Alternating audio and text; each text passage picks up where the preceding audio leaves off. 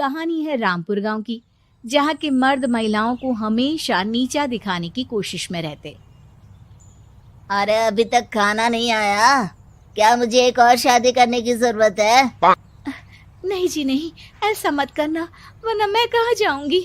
खाना लेकर मैं अभी आई जी। गांव की पंचायत में भी फैसले हमेशा औरतों के खिलाफ ही रहते। मैं जो फैसला सुनाता हूँ वो भगवान की आज्ञा होती है। इस लड़के ने अपने मन से शादी करके अच्छा नहीं किया। लड़के को घर भेज दो और इसकी शादी इसकी जाति की किसी लड़के से करवा दो, लेकिन ये लड़की, इसे तो गांव के बाहर निकाल दो। नहीं नहीं जमींदार साहब, ये क्या बोल रहे हैं?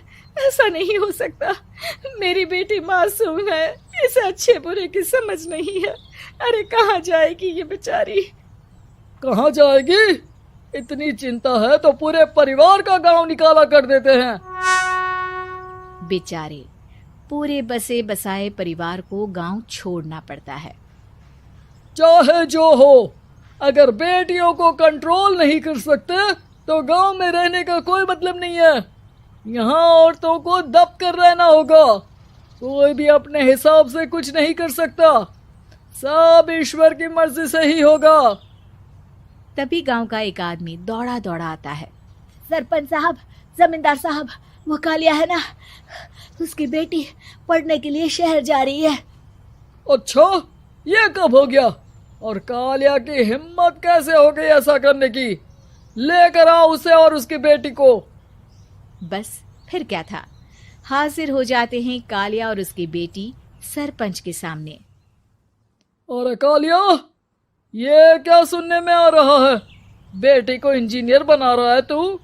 और ये बता, गांव में तो स्कूल नहीं है, फिर कहां से इतनी क्लास पास कर गई तेरी बेटी?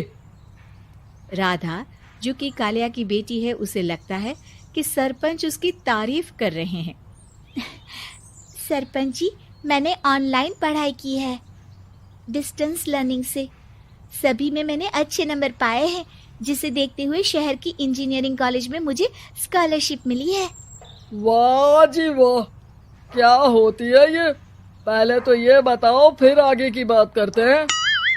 पूरा गांव राधा की बात सुन रहा था और राधा बोलती जा रही थी। तो ऐसे मैं फ्री में एक अच्छी शिक्षा लेकर गांव में जो कुछ परेशानियां हैं, जैसे बिजली, पानी और इंटरनेट जैसी समस्याओं के लिए काम करूंगी।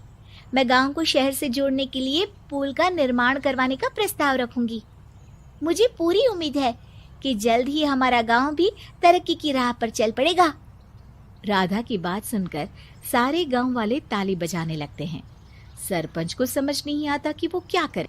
चुप रह नादान लड़की, गांव के खिलाफ जाने के लिए तुझे गांव से बेदखल कर दिया जाएगा, वो भी पूरे परिवार के साथ। और हाँ, अगर ठीक से गांव में रहना चाहती है तो ये पढ़ाई लिखाई छोड़ दे। हम तेरे लिए गांव का कोई होनहार लड़का देखेंगे। तभी गांव का एक आदमी बोल पड़ता है। अरे नहीं नहीं सरपंच जी, राधा बिटिया जो बता रही है, अगर वैसा हो जाए तो हम लोगों को पैसा कमाने के लिए बाहर नहीं जाना पड़ेगा। हाँ जी, और ना ही कोसों दूर पानी के लिए भटकना पड़ेगा। हमारे बच्चे भी अच्छी पढ़ाई कर सकेंगे और आगे बढ़ेंगे, ना कि हमारी तरह खेती करते बैठेंगे। क्यों गांव वालों, राधा बिटिया का साथ देना चाहिए ना। सरपंच देखता है कि गांव राधा के साथ है तो वो चुप हो जाता है। वो घर आकर अपने सलाहकार से बात करता है, जो बहुत ही चालाक किस्म का इंसान होता है। अरे सरपंच साहब, आपको बहुत ही होशियारी से काम लेना पड़ेगा।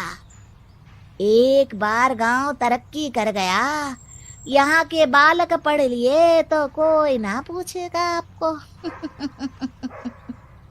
और फिर ये जो बेटा और बेटी है ना आपके, इनको भी आम लोगों की तरह ही जीवन जीना होगा। हाँ, लेकिन करे तो क्या करे? वो ना आप मुझ पर छोड़ दीजिए, बस मैं जैसा बोलूं करते जाइए। अगले रोज सुबह जब गांव वाले सोकर उठते हैं तो राधा के घर के बाहर और साथ ही वो लोग जिन्होंने राधा का सपोर्ट किया था, उनके घर के आगे लाल रंग से कल आऊंगी लिखा होता है। कल आऊंगी, यह क्या होता है? अरे यह तो खून से लिखा है, लगता है कोई भूत प्रेत या चुड़ैल का साया है। चलो सरपंच जी के पास चलते हैं। सभी सरपंच के पास जाकर उसे सारी बात बताते हैं। अरे ये तो बड़ी मुश्किल की बात है। चलो मैं एक बाबा को जानता हूँ, उन्हें बुला लेता हूँ। सरपंच बाबा को लेकर गांव के घर के बाहर जाता है।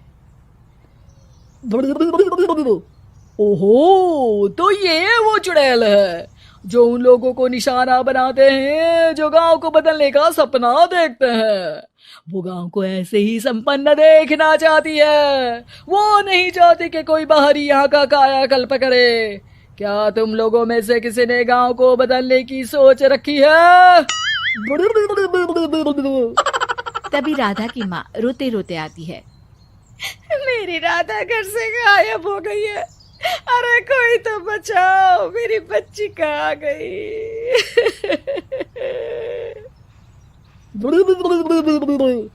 ले गई वो चुड़ैल, तेरी बच्ची को ले गई।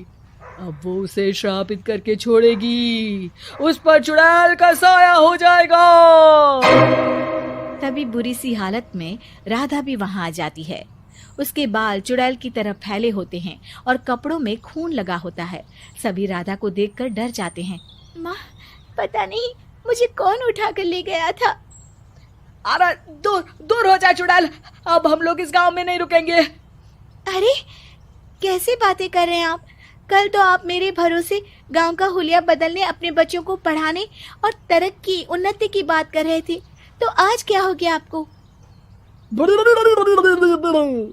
ये फिर तुम लोगों को बहकाएगी। ये चुड़ैल गांव में आ चुकी है, ऐसे ही ये तुम्हारे घर के बच्चों को भी ले जाएगी। गांव वाले राधा को गांव से बाहर निकाल देते हैं। उसके माँ बाप रोते रहते हैं, लेकिन गांव वाले नहीं मानते। मैं भी अपनी बहन के साथ गांव के बाहर रहूंगा, लेकिन वो पढ़ाई नहीं छोड़ेगी। वहीं सरपंच के घर पर सलाहकार कहता है। देखा, सांप भी मर गया और लाठी भी नहीं टूटी। लेकिन अगले ही दिन सरपंच के घर के बाहर भी वही शब्द लिखे होते हैं। और फिर सरपंच की बीवी कहती है, हमारी बेटी को किसी ने अगवा कर लिया है। तभी राधा का भाई वहां आ जाता है। अरे गांव वालों, मैंने सरपंच जी की बेटी को देखा था। वो चुड़ैल उसे उठाकर ले जा रही थी। अरे क्या मजाक कर रहे हो?